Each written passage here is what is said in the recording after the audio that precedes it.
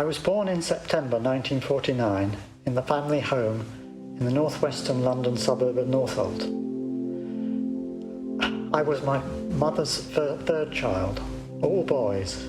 As the community midwife commented, "It's another one with a tassel." But it was not a happy day for my mother. The day before, she had taken a phone call from a colleague of my father, who was married to my dad's sister, telling her that Dad was carrying on a relationship with a female colleague. This led inevitably to a painful divorce, so that throughout most of my childhood, my father was absent from the family, living with his new wife in South London. A few years after the divorce, my mother formed a relationship with another man, whom she married.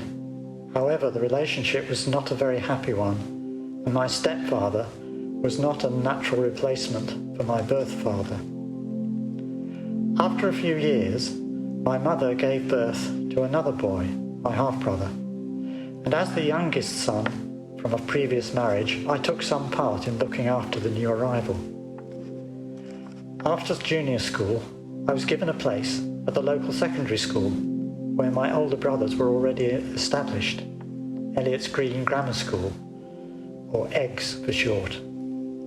I thrived in that environment, and I soon found that my special interests were in maths and the three sciences, biology, chemistry and physics.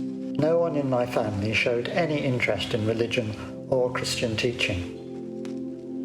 However, whilst at junior school, I played together with twins, a brother and sister, who lived in the next street. They happened to go to a weekly youth club attached to a nearby Methodist church, and they asked me to go with them. The youth club leaders were also involved in running Sunday school classes, and I began to attend these with my friends. However, soon after starting at the grammar school, I suffered a traumatic reaction to reading the book King Solomon's Mines by H. Rider Haggard, which I'd been awarded as a form prize. The book contains a passage in which the hero is trapped underground by a rockfall with no hope of rescue, facing inevitable death. This led me to fear the prospect of my own inevitable death, and I dropped out of Sunday school altogether. Thereafter, I concentrated on my interest in maths and sciences. I found the teaching of religious education and the promotion of religion in daily assemblies very disturbing. And eventually I persuaded my mother to write to the school requesting that I be excused from assemblies. As a result, I was accepted by everyone to be an unbeliever and an atheist. In due course, I was successful in passing GCE O-levels in all the standard subjects, and progressed to A-level courses in maths and physics, as well as an O-level in astronomy. I was appointed with other senior pupils as a prefect, sharing the privilege of using a separate prefect's room. It was there that I got to know a female prefect named Janice in 1967. We talked together and got on quite well. The conversation sometimes included topics on religion. She was from a Brethren background, and I firmly stuck to my adopted atheism. Apparently, Janice was repeating her final year at school, as she had not achieved the necessary grades to go to teacher training college. One day in late November 1967, she invited me to visit a friend of hers living nearby, less than 200 yards from the school gates.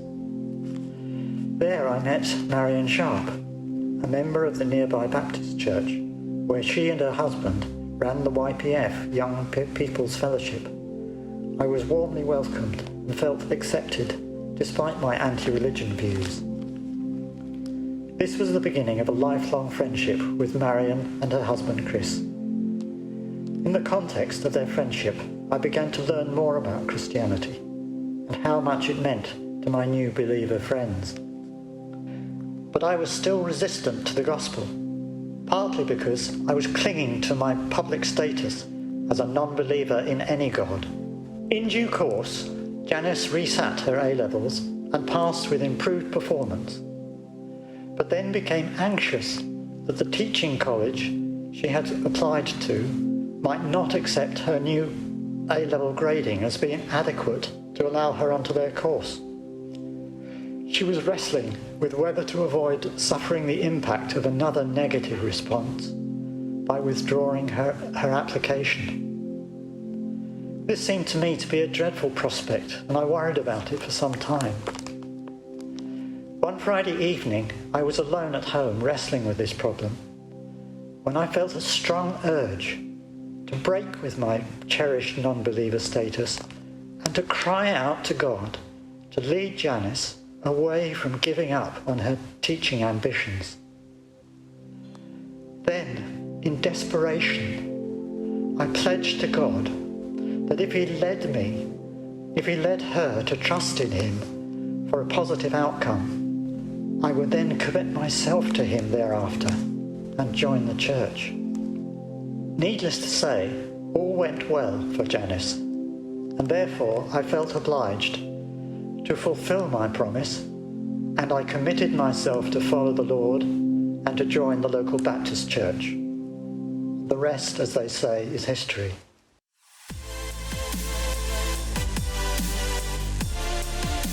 Thank you for watching that, and I want to invite you to try church online this coming Sunday, on Sunday the 4th of April.